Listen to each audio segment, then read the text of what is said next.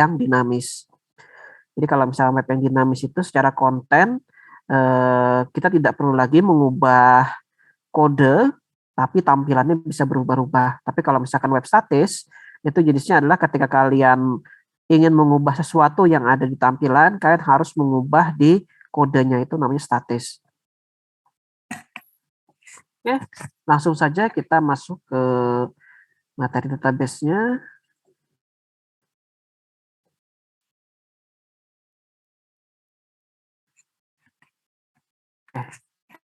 Jadi di sini kalau misalkan kalian membuka SAM, kurang lebih tampilannya seperti ini.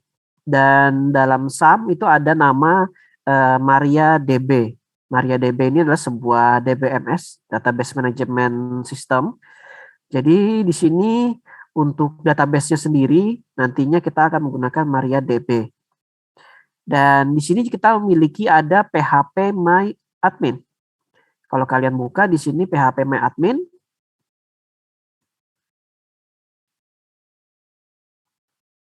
kurang lebih tampilannya seperti ini. Nah, perlu diketahui di sini PHP My Admin ini bukan database. Jadi PHP My Admin ini adalah sebuah antarmuka yang mana dia menghubungkan si pengguna dengan database-nya. Database-nya sendiri itu adalah MariaDB di sini. Dan untuk servernya di 127.001. Ini adalah localhost.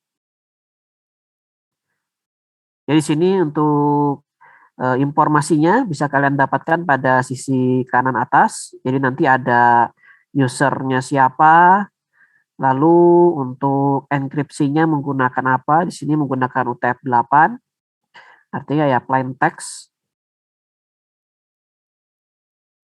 Dan di sini ada versi PHP-nya juga, versi Apache dan lain-lain. Di sini kita fokusnya ada pada bagian data servernya. Nah, di sini database yang kalian miliki itu bisa diakses pada sisi kiri. Ini adalah database yang saya miliki. Ada beberapa sudah isinya. Jadi ya kalau misalkan isinya punya kalian itu cuma katakanlah PHP MyAdmin, terus ada tes, performance scams, MySQL, itu adalah database bawaan biasanya. Kalian bisa membuat database baru dengan cara melakukan klik pada database. Kemudian ada di sini database name. Jadi nanti kalian tinggal ketikkan saja nama database kalian apa. Di sini saya akan ambil kuliah web. Saya create. Oke, database exist. Sudah ada ya. Oke, di sini sudah ada. Jadi kalau misalkan kalian belum punya database-nya, silahkan ketikkan saja di sini kuliah web, lalu create. Untuk pilihan yang ini, biarkan saja menggunakan Latin 1 Swedish CI, tidak ada masalah. Lalu hasilnya kurang lebih nanti kita punya database seperti ini. Nah, di sini kita tidak memiliki tabel. Jadi kalau kita lihat pada database lain, PHP-admin contohnya, di sini kita memiliki beberapa isi tabel. Ini tabel-tabelnya. Dan kalau kita lihat, di sini juga kita klik, kita bisa mendapatkan kolom-kolom dari tabel tersebut. Dan di sini kalian bisa melihat struktur tabelnya menggunakan structure. Jadi ada tab structure, itu tujuannya adalah untuk melihat struktur dari tabelnya. Dan di sini kita bisa melihat bahwa ID ini tipe datanya adalah integer dengan atributnya tidak ada, dia tidak boleh null, dan dia auto increment. Kalau ada tanda kunci itu berarti dia adalah primary key. Kalau misalkan dia cuma ada nama seperti ini berarti dia kolom biasa.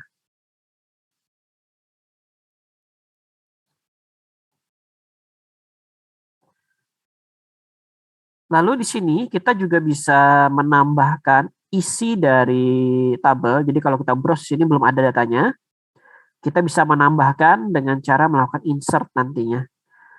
Oke, sebelumnya kita akan bikin dulu tabel di sini sebagai contoh, tabel mahasiswa. Kita ambil jumlah kolomnya ada 3, katakanlah seperti ini. Lalu kita klik Go untuk membuat tabelnya. Lalu di sini kita bisa isikan, katakanlah ada mahasiswa NIM, lalu ada mahasiswa nama dan mahasiswa prodi.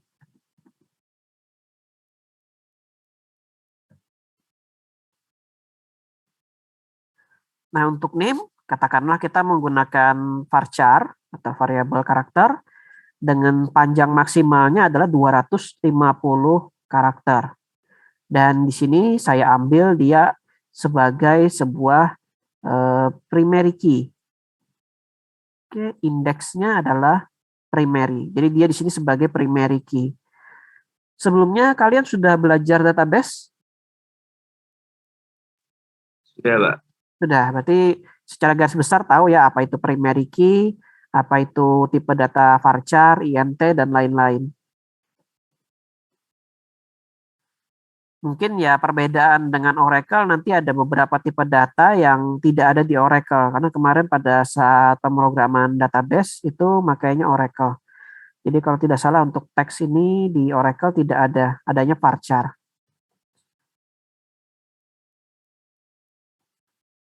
Oke, lalu kita gunakan katakanlah nama mahasiswa di sini adalah teks. Jadi kalau teks artinya dia bisa menerima string, kita tidak perlu menuliskan berapa panjangnya teksnya. Berarti nanti kalau tidak salah itu sekitar 1000-an karakter. Kalau misalkan kalian perlu lebih, kalian bisa menggunakan medium text atau long text. Di sini kalau kita lihat ada tulisan penjelasannya. Di sini untuk teks oke 65.000 karakter. Jadi untuk teks itu 65.000 karakter. Untuk medium text itu 16 juta karakter. Kemudian untuk long text itu ada 4 miliar karakter maksimalnya. Jadi ya tergantung dari apa yang kalian simpan, bisa kalian masukkan ke jenis teks yang berbeda.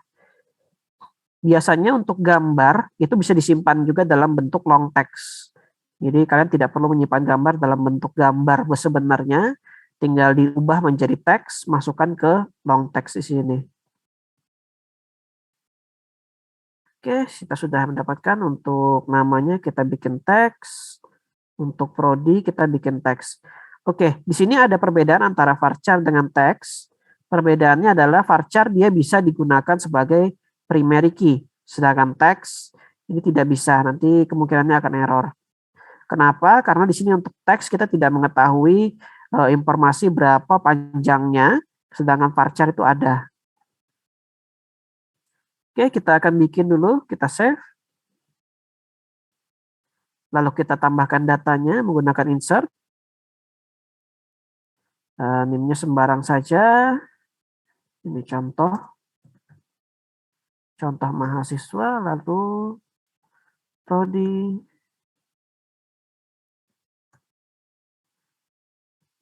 STI, seperti ini saja. Oke, lalu klik Go. Dan di sini kita akan mendapatkan satu data, yaitu mahasiswa yang kita masukkan tadi. Kalian bisa juga melakukan ekspor untuk tabel. Jadi kalau misalkan yang aktif adalah tabel, kemudian kalian klik ekspor, di sini kalian akan mengekspor satu tabel. Tapi kalau misalkan kalian mengaktifkan kuliah webnya, jadi yang terseleksi adalah kuliah web, jadi dengan tabelnya mahasiswa, kalian klik ekspor, yang akan diekspor itu adalah satu database, yang mana artinya ya seluruh tabel yang ada di situ beserta data-datanya. Kalau kalian yang ekspor adalah bagian mahasiswa, di sini yang hanya terekspor adalah tabel mahasiswanya saja dan data yang ada di sana.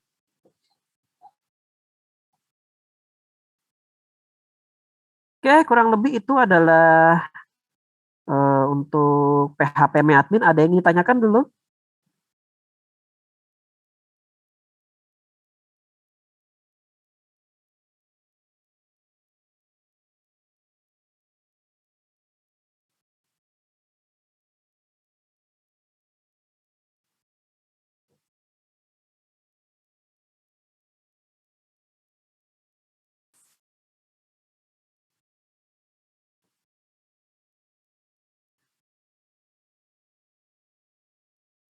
Oke, kalau misalnya tidak ada yang tanyakan, kita akan lanjutkan kembali. Jadi PHP MyAdmin di sini dia adalah sebuah aplikasi yang menghubungkan dengan database-nya, yang mana database kita adalah MariaDB. Itu artinya ya kita bisa saja menggunakan aplikasi lain untuk membuka atau mengolah database yang kita miliki. Di sini sebagai contohnya saya punya ada MySQL SQL Yoke.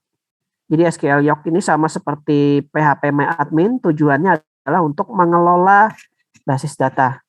Jadi di sini untuk basis data tadi kita punya kuliah web. Lalu kita bisa lihat di sini tabelnya ada tabel mahasiswa.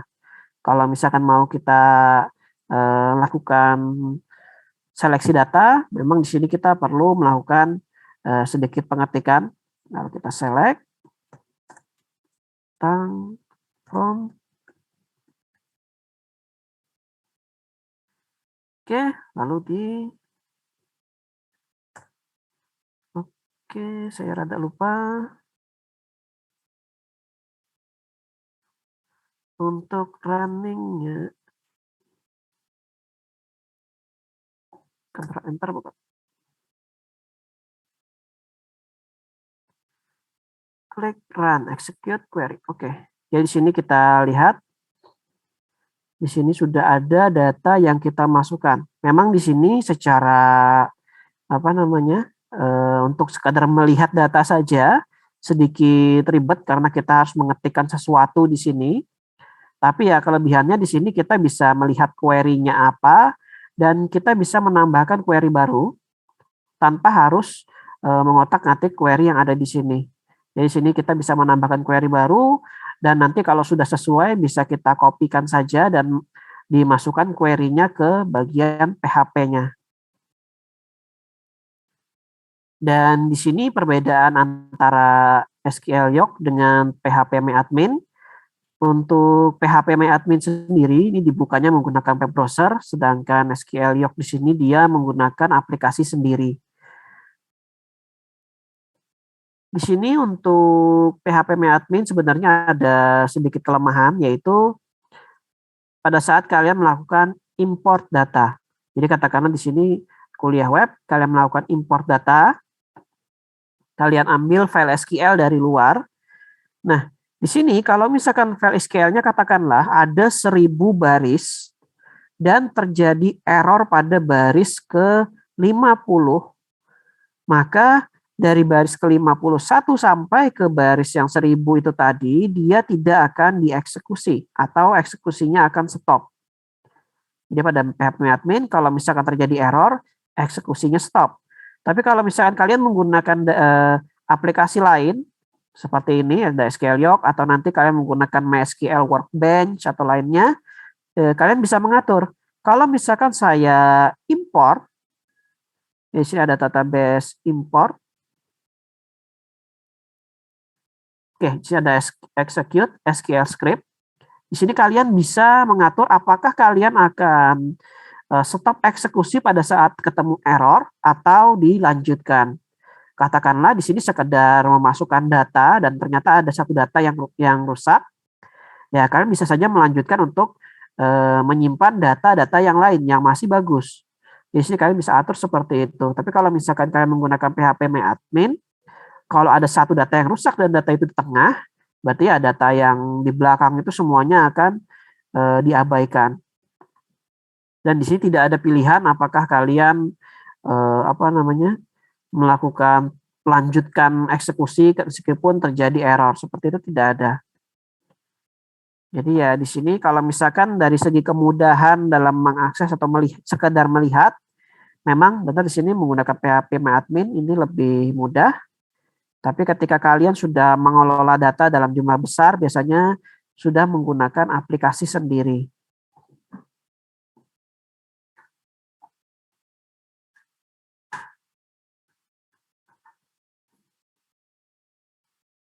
Oke, sampai di sini ada yang tanyakan dulu. Jadi kita bisa ekspor dan import data di aplikasi untuk manajemen database.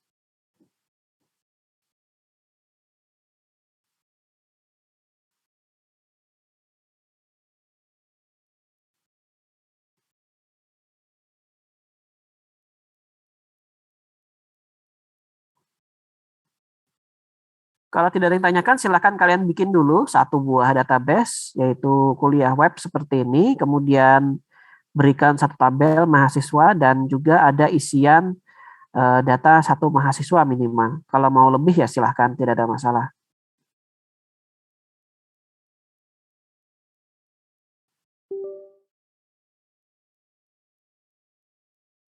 Kita miliki di sini dengan website yang kita punya. Kalau misalkan sudah selesai membuat database, silahkan kalian buka Visual Studio Code kalian. Jadi di sini kita sudah punya satu data.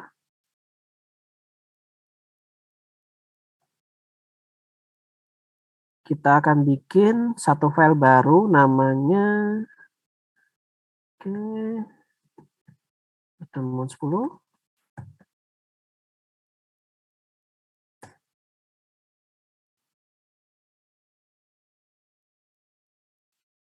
Sebelumnya, untuk melakukan koneksi pada database, kalian perlu mengetahui nama database kalian. Jadi di sini kita lihat lagi ke database-nya. Untuk nama database-nya kita punya ada kuliah web. Lalu kita juga memerlukan informasi usernya. Di sini kalau kita lihat, usernya itu adalah root at localhost. Jadi nanti saya akan menggunakan ini sebagai user saya. Kemudian ada, kalau misalkan kalian menggunakan password, kalian bisa menambahkan informasi password juga. Untuk password, nanti biasanya yang mengelola itu adalah bagian jaringannya. Nanti seperti apa dia membuat passwordnya, kita tinggal pakai saja. Oke, jadi yang kita perlukan yang pertama adalah hostnya. Di sini kita menggunakan localhost. Kalau kita lihat pada bagian atas, hostnya adalah localhost. Ketika kalian menggunakan database yang berada di server yang berbeda, dalam artian ya beda tempat atau beda komputer, kalian akan menemukan bahwa hostnya ini nanti isinya tidak berupa seperti ini, tapi berupa angka atau berupa sebuah nama. Nantinya katakanlah ada serverku.com, seperti itu bisa saja. Tapi di sini karena kita menggunakan localhost, ya kita gunakan saja localhost seperti ini. Ada juga yang menggunakan angka, itu biasanya itu IP address-nya yang digunakan. Jadi IP address dari servernya itu berapa, itu yang dipakai. Untuk localhost kita bisa menggunakan nama localhost seperti ini atau 127.0.0.1. Ini sama artinya. Dua-duanya adalah localhost. Lalu kita perlu nama database, nama tabel, nama DB, benar. Nama database. Database tadi kita menggunakan kuliah web. Selanjutnya kita perlu informasi usernya. Tadi kita menemukan bahwa usernya adalah root at localhost. Di sini yang kita gunakan bagian root-nya saja. Kita ambil root. Nah, selanjutnya untuk password, memang tidak ada informasinya di database-nya. Kalian kalau misalkan tidak ada mengotak-ngatik database, tidak ada mengotak-ngatik sum-nya, maka biasanya itu passwordnya masih kosong. Hal ini ditandai dengan ketika mengakses php-admin dari localhost di sini, dari sum-nya. Jadi ketika kita klik ada php-admin, dia langsung masuk ke database. Artinya sih tidak ada password. Ketika kalian ada passwordnya, biasanya sebelum masuk ke halaman ini akan ada halaman masukkan passwordnya. Seperti itu. Di sini karena tidak ada passwordnya, kita bisa abaikan. Di sini yang diperlukan adalah host, nama DB, user, password. Selanjutnya untuk melakukan koneksi kita perlu sebuah variabel yang akan menyimpan koneksinya. Di sini kita tuliskan saja koneksi.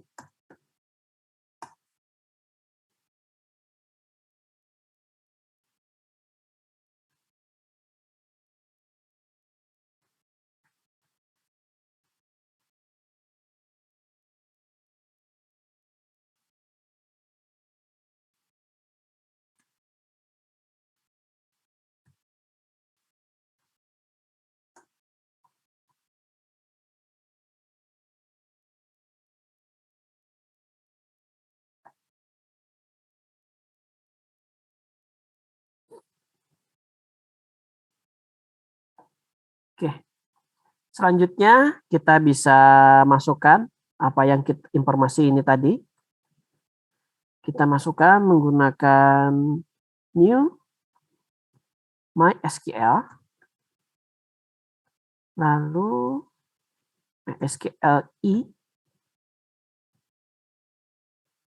Lalu informasi yang pertama itu adalah server name-nya atau host-nya.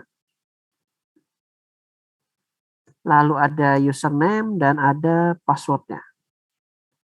Sebenarnya ada cara lain untuk langsung masuk ke database-nya.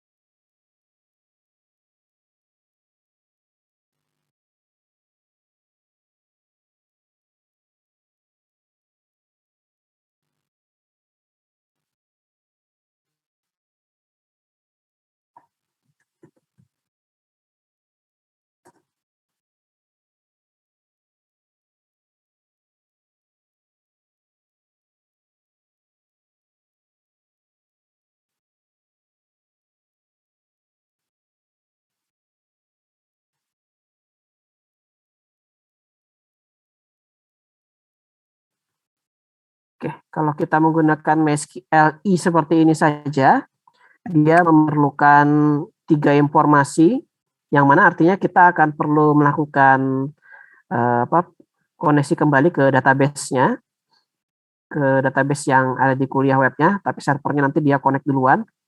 Tapi kalau misalkan kita menggunakan MySQLi Connect, di sini kita bisa langsung connect ke level database-nya tanpa harus melakukan pengetikan 2 kali. Di sini kita punya host-nya, lalu ada user-nya, lalu ada password, lalu terakhir database-nya apa. Oke, di sini kita sudah mendapatkan sebuah koneksi ke database sampai pada level kita sudah melakukan seleksi database-nya. Jadi kalau misalkan kalian menggunakan cara lain tuh ada, yaitu gunakan con sebagai variabelnya. Ada cara lain itu new MySQLi. Kalau yang seperti ini kita hanya memerlukan sampai pada level password. Tapi nanti kalian perlu melakukan seleksi kembali untuk database-nya. Nah, di sini kalau misalkan kita tidak pengen ribet, langsung saja sampai ke database, sudah satu baris.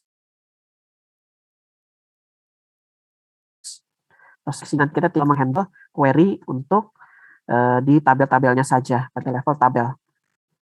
Selanjutnya kita bisa mengecek apakah koneksi kita berhasil atau tidak dengan cara kita melakukan if, lalu ada MySQLi connect error nomor. MySQLi connect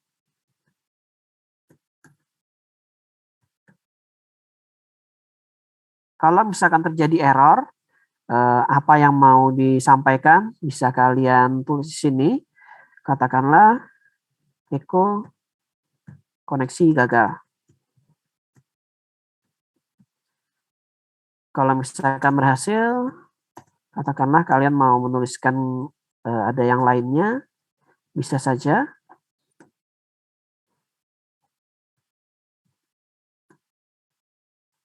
Seperti ini, katakan ada koneksi berhasil. Oke, kita akan coba untuk eksekusi. Kita kembali ke localhost-nya.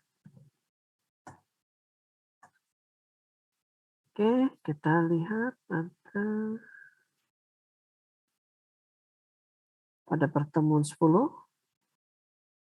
Oke, di sini kita sudah mendapatkan bahwa koneksinya berhasil. Kalau sudah berhasil, ya berarti kita sudah bisa berinteraksi dengan data yang ada pada tabel, baik itu mau menambah, mau itu mengedit atau menghapus, bisa dilakukan menggunakan dari website PHP-nya. Oke, kita sudah mendapatkan koneksinya. Selanjutnya untuk yang pertama, katakanlah kita ingin menarik data. Tadi kita sudah punya data, yaitu mahasiswa, yang mana tadi kita punya satu data ya tadi.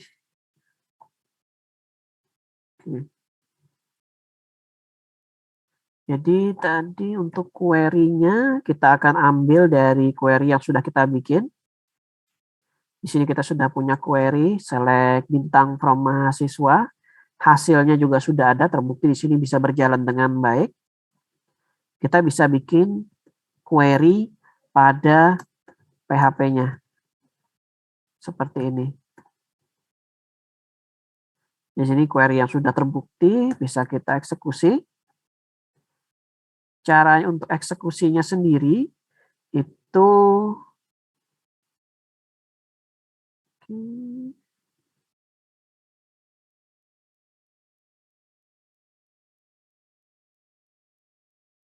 oke. Ternyata bisa juga MySQL untuk yang new-nya menggunakan seperti ini juga bisa.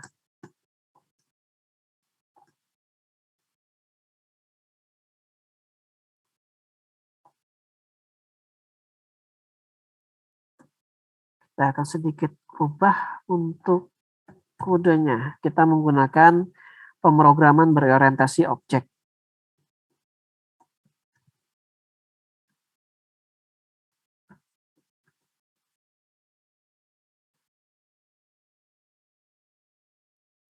Oke, ketika gagal, kita akan hentikan eksekusi. Tidak cuma sekedar ada echo-nya saja. Kita coba cek lagi. Oke, koneksinya masih jalan.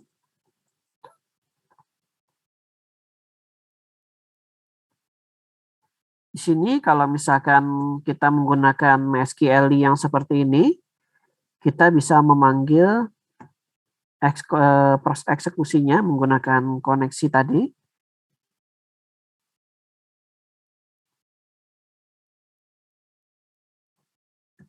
Dengan kata kunci query.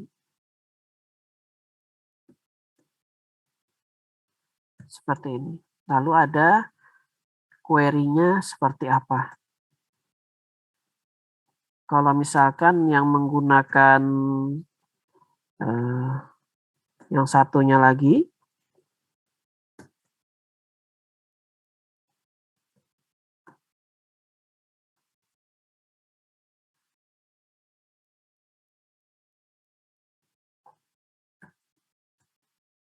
yang seperti ini,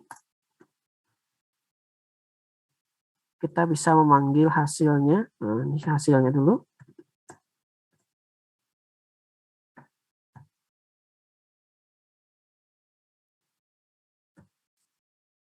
Dengan cara MySQL query.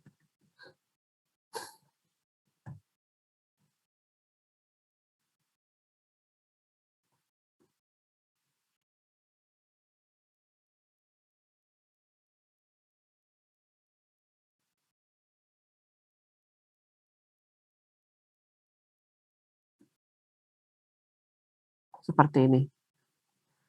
Jadi secara hasil ini dia masih sama, jadi sama-sama mengkoneksikan ke database dan mengeksekusi satu query.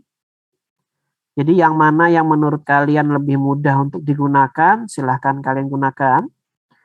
Kelebihan dari pemrograman database object yang ada koneksi query seperti ini, dia koneksinya terjaga dalam satu objek, yang mana artinya untuk objek lain berinteraksi dengan dia itu tidak bisa.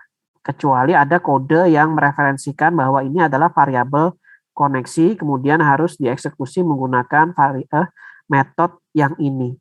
Tapi kalau misalkan yang di bawah di sini, dia terbuka, jadi ya kalau misalnya ada kode masuk, itu bisa saja melakukan injeksi ke langsung MySQL query. Jadi dari segi keamanan saja sebenarnya ya yang bagian object oriented ini lebih aman sebenarnya. Oke, kita akan menggunakan satu saja dulu. Yang ini saja.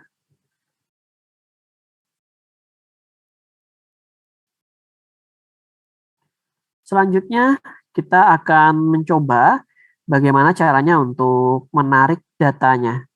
Nah, untuk menarik data, kita punya namanya itu fetch array. Jadi kita gunakan di sini barisnya.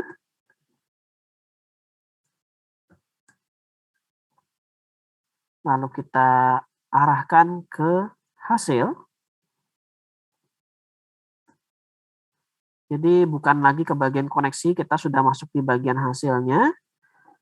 Hasilnya kita tarik data. Fetch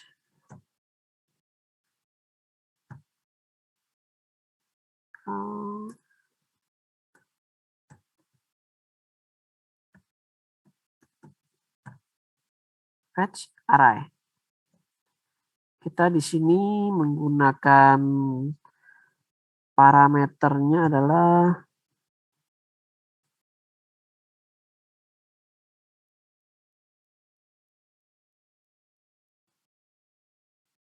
kita bisa menggunakan numeric array atau asosiasi array. Jadi kita punya ada MySQL enum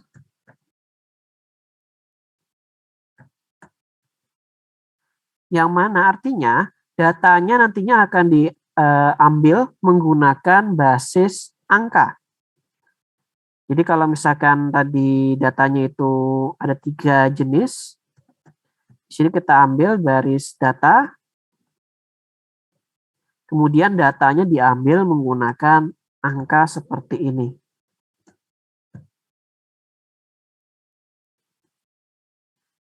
Cara lain, kalau misalkan kalian tidak ingin melakukan penarikan data menggunakan angka seperti ini, kalian bisa menggunakan kata kunci di sini MySQL ASOC.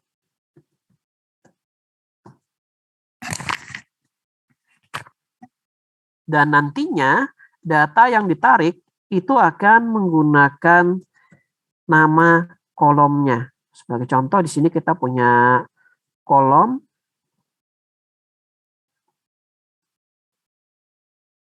ada struktur, namanya adalah mahasiswa nama seperti ini. Maka di sini kita akan menuliskan mahasiswa nama karena dia dipanggil berdasarkan asosiasi untuk tabelnya. Sedangkan pada MySQL enum artinya kalian menggunakan basis angka. Kalau kalian merasa ini lebih mudah, ya silahkan nanti diproses saja menggunakan yang angka seperti ini. Kalau kalian merasa bahwa yang menggunakan tulisan seperti ini lebih mudah untuk dimengerti, silahkan digunakan yang seperti ini. Nah, di sini selain adanya fetch array, kalian juga bisa menggunakan fetch ASOC tanpa ada embel-embel seperti ini. Jadi di sini nanti kita bisa tambahkan lagi cara lain. Kita tidak perlu menggunakan num, langsung gunakan seperti ini, ASOC. Hasilnya kurang lebih sama seperti fetch array, hanya saja kita tidak memerlukan ada penyebutan bahwa dia di sini menggunakan asosiasi nama. Jadi karena sudah disebutkan fetch assoc seperti ini, dia langsung menyebutkan bahwa oh ini pasti menggunakan nama untuk hasil datanya. Jadi kalian tidak perlu lagi menambahkan kata kunci seperti ini. Oke, kita akan komen dulu di sini untuk melihat hasil eksekusinya. Jadi kita punya mahasiswa nama yang akan kita tarik dari database kuliah web. Jadi kita nanti masuk ke tabel mahasiswa, tarik data mahasiswa namanya. Oke, kita coba.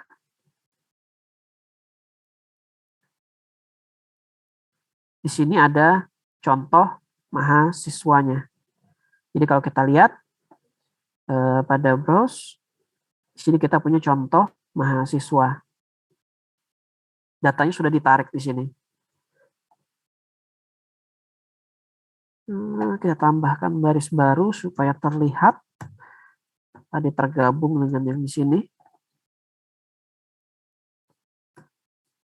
Oke, kita akan coba untuk penarikan berbasis array untuk indeks array.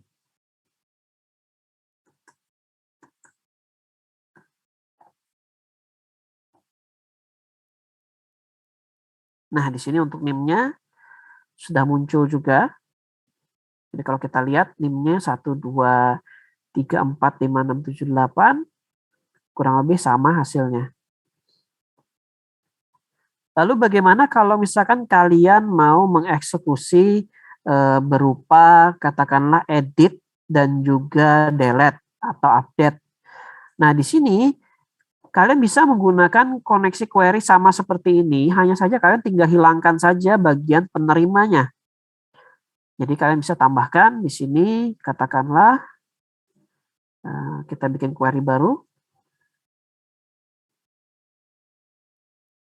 Bagian bawah saja. Oke, kita komentar dulu.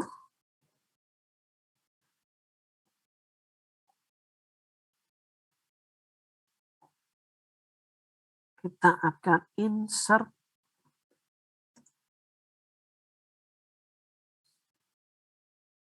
untuk mahasiswa. Kolomnya tadi ada mahasiswa NIM, mahasiswa nama, dan terakhir prodi. Lalu kita bisa tambahkan value-nya. Kita tambahkan di bawah saja supaya terlihat.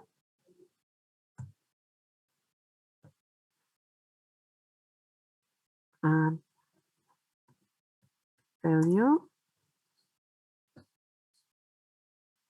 Yang pertama kita masukkan NIM-nya. Lalu kita masukkan nama.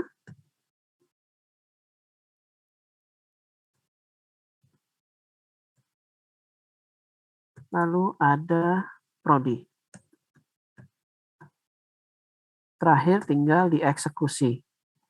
Eksekusinya kurang lebih sama seperti ini. Kita tinggal hilangkan bagian yang menerimanya saja, menerima datanya. Selanjutnya kita bisa eksekusi. Oke, di sini sudah tereksekusi. Kita lihat di bagian data. Oke, di sini sudah ada data masuk, yaitu NIM-nya, lalu kita punya mahasiswa 2, lalu ada PSTI-nya.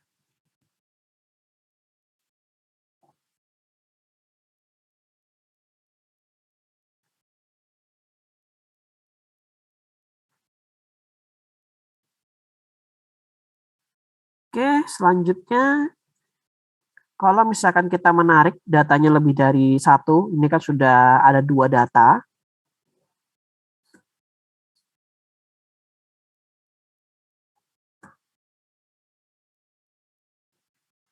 Jadi kita sudah punya 2 data pada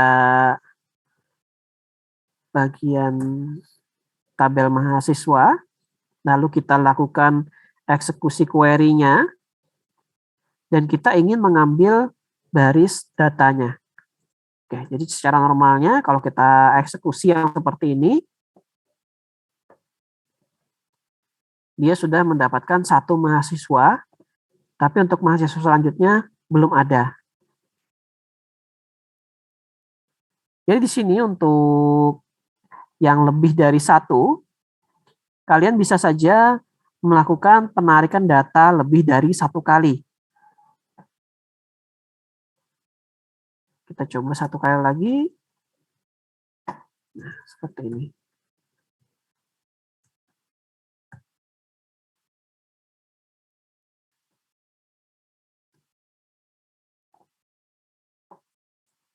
Oke, kita sudah mendapatkan contoh mahasiswa dan contoh mahasiswa 2. Yang jadi masalah dari kita di sini adalah kita tidak tahu kapan di sini data terakhir itu berada.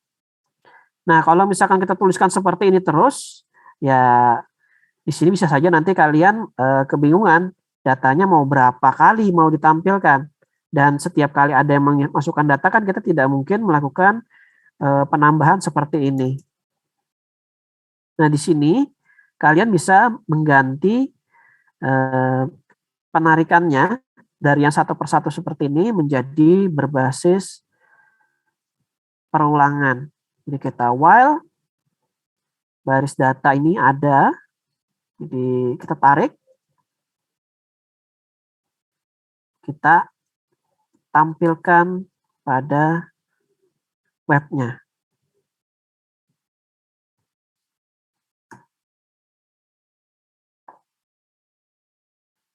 Oke, seperti ini kurang lebihnya. Jadi di sini kita bisa menambahkan data lain, katakanlah ada data 3.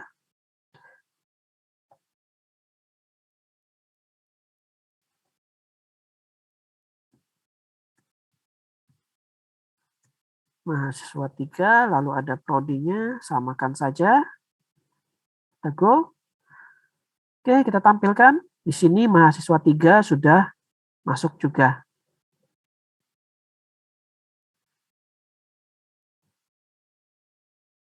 Jadi dengan satu kode seperti ini, kita bisa menarik berapapun datanya. Tapi kalau kalian pengen narik satu data saja, silahkan ya, yang ini saja yang dieksekusi 1 kali seperti ini. Biasanya kalau misalkan yang satu data saja itu, kalau misalkan bentuknya dia adalah sebuah halaman login. Ketika kalian melakukan login, ya yang ditarik datanya cuma 1, tidak perlu kalian tarik seluruh data, kemudian kalian simpan satu persatu seperti itu. Sedangkan untuk yang dalam jumlah besar seperti ini, biasanya ya kita gunakan untuk menampilkan sejumlah data berupa tabel nanti dalam web atau dalam berupa tampilan lainnya. Oke, sampai di sini ada yang tanyakan dulu?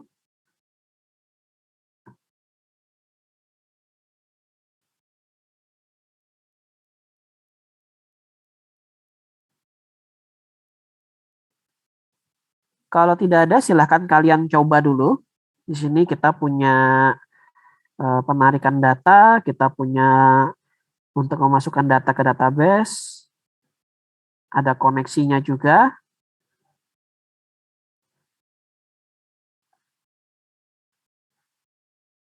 Untuk bagian atas di sini, silahkan kalian sesuaikan saja nanti. Saya akan tampilkan dari bagian koneksinya.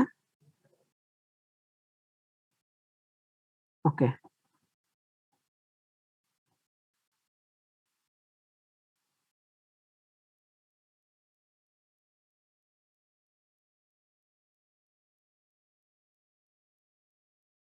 Materi terakhirnya yaitu koneksi ke database lain.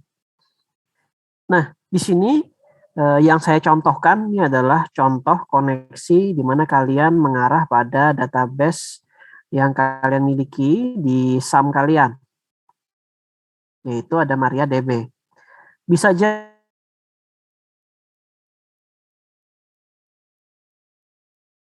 kalian diminta untuk melakukan koneksi lain. Contoh, kita punya Oracle ya, seperti yang kalian pelajari pada pemrograman basis data. Nah, untuk Oracle sendiri tentunya berbeda dengan MariaDB. Kalau misalkan MariaDB di sini, dia ada batasan berapa data maksimal yang digunakan. Kalau misalkan tidak ada perubahan, MariaDB ini bisa menyimpan sampai 8 giga data. Lebih dari itu, datanya tidak akan bisa masuk. Nah, pada Oracle, kelebihannya adalah dia bisa menyimpan data seberapa banyak pun kalian punya. Jadi kalau misalkan datanya 10 giga atau 20 giga, dia tetap masuk. Oleh karena itu ya biasanya untuk perusahaan-perusahaan besar atau eh, gimana kalian menggunakan data itu untuk analis data, biasanya ada pada machine learning, pada kecerdasan buatan, itu jarang-jarang menggunakan MariaDB. Karena kalau misalkan pengolahan data besar atau big data, itu kita memerlukan penyimpanan yang memang bisa menyimpan seberapa banyak data yang kita miliki. Nah, untuk Oracle, koneksinya berbeda dengan MySQL. Jadi kalau misalkan MySQL, kita punya MySQL seperti ini. Di sini saya tidak ada database Oracle, tapi saya akan contohkan bagaimana cara koneksinya saja. Nah, ini kita biarkan saja, tidak ada masalah. Oke, kita ke baris bawah saja. Bikin baris baru. Jadi dengan asumsi kita masih menggunakan host yang sama, kemudian user dan password yang sama. Jadi berbeda sedikit sebenarnya kalau misalkan kalian menggunakan Oracle, kalian tidak mungkin menemukan password kosong seperti ini. Dia pasti ada passwordnya. Oke, yang pertama kita harus mendefinisikan database-nya dulu. Jadi sini kita perlu definisikan DB-nya.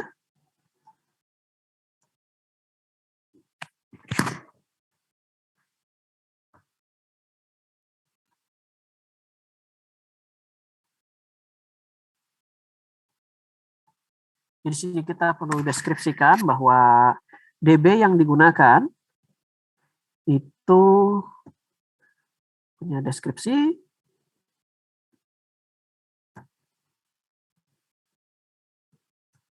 Description. Yang mana ada isinya lagi. Mulai dari address-nya. Kita akan menggunakan protokol TCP.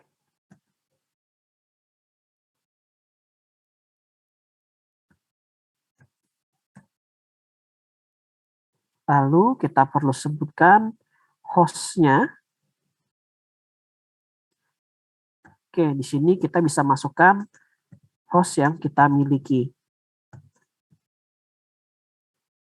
Host. Oke, seperti ini.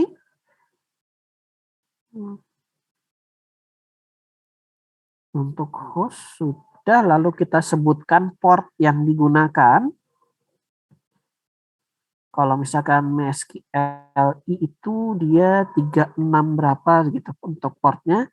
Kalau misalkan untuk Oracle, di sini ada beberapa jenis untuk portnya.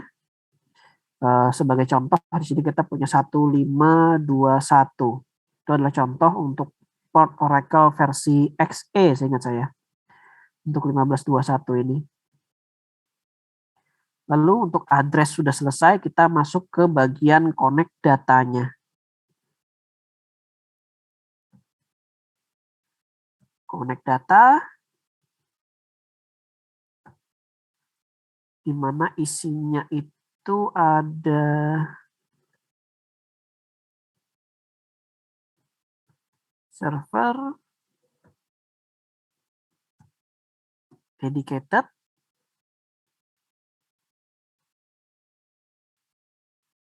lalu kita punya service name-nya.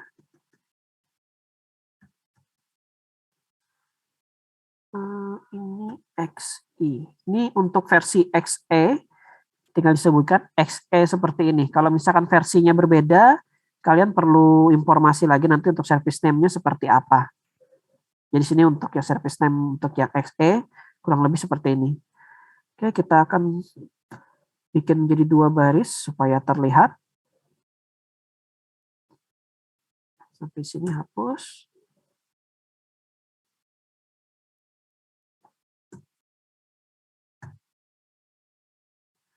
Oke, sini database sudah ada. Selanjutnya kita lakukan koneksi. Koneksi Oracle.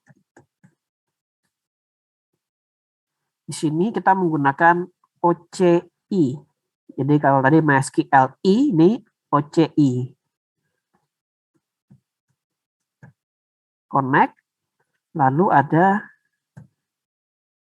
username, user, password, lalu terakhir itu DB-nya. Ini untuk koneksinya. Dan sama seperti MySQLi, kalian juga bisa mengecek apakah koneksinya itu error atau tidak menggunakan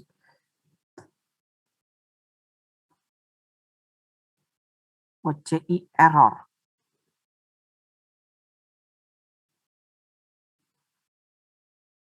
If langsung koneksi Oracle.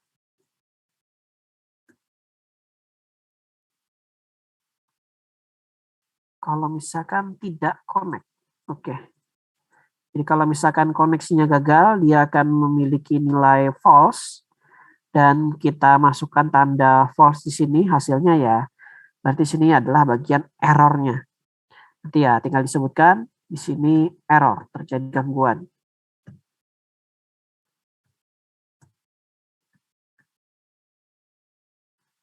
Tinggal di exit saja.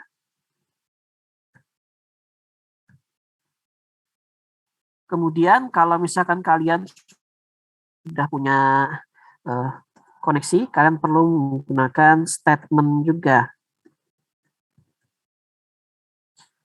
Statement untuk Oracle-nya. Kita di sini punya namanya OCI parse untuk melakukan parsing query dengan koneksi yang kami miliki. Di sini ada koneksinya apa? Kita menggunakan koneksi Oracle. Lalu SQL-nya apa? Kita gunakan koneksi yang lama saja, contohnya. Oke. Di sini kita bisa mengecek apakah terjadi error atau tidak menggunakan if statement. Ini nanti statementnya dicek saja. Nanti errornya apa? Ini bukan gangguan, tapi error statement. Dan kalau misalkan berhasil, nanti mau diapakan lagi selanjutnya.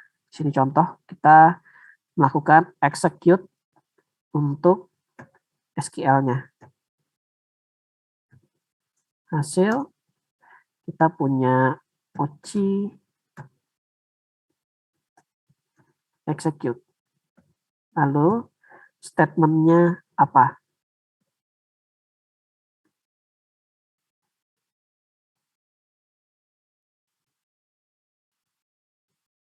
Nah, di sini kalau kita lihat di sini lumayan panjang ya untuk Oracle. Tapi ya kelebihan Oracle tadi seperti yang saya sebutkan, ketika kalian melakukan eksekusi untuk data Oracle, datanya itu bisa dalam jumlah yang sangat besar. Sedangkan pada MariaDB itu dia dibatasi maksimalnya itu kalau misalkan tidak ada perubahan sekitar 8 giga. Oke, untuk materi ada yang ingin ditanyakan? Nanti kalau misalkan kalian punya akun Oracle, bisa saja di sini dicoba. Kebetulan saya tidak punya akun Oracle dan komputer saya juga tidak terinstall untuk Oracle XE-nya.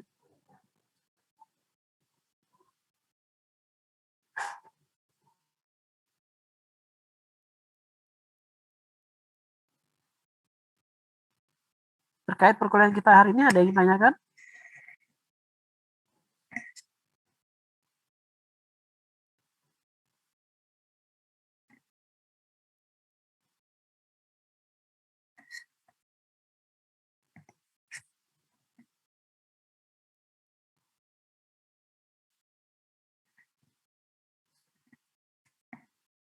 Oke, kalau saya tidak ditanyakan, kita akan akhiri untuk pertemuan kita hari ini. Untuk UTS nanti kita akan menunggu apakah server Polines bisa bangkit dalam 2 minggu ke depan atau tidak. Kalau tidak bisa berarti ya saya perlu mencari alternatif nanti mau menggunakan apa untuk ujiannya. Oke, untuk pertemuan hari ini kita akan cukupkan sampai di sini.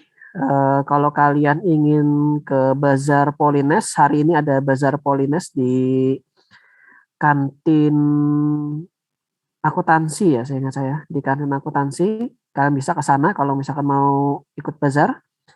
Untuk pertemuan hari ini saya cukupkan sampai di sini dulu. Ada salah hilapnya mohon maaf. Wassalamualaikum warahmatullahi wabarakatuh. Waalaikumsalam.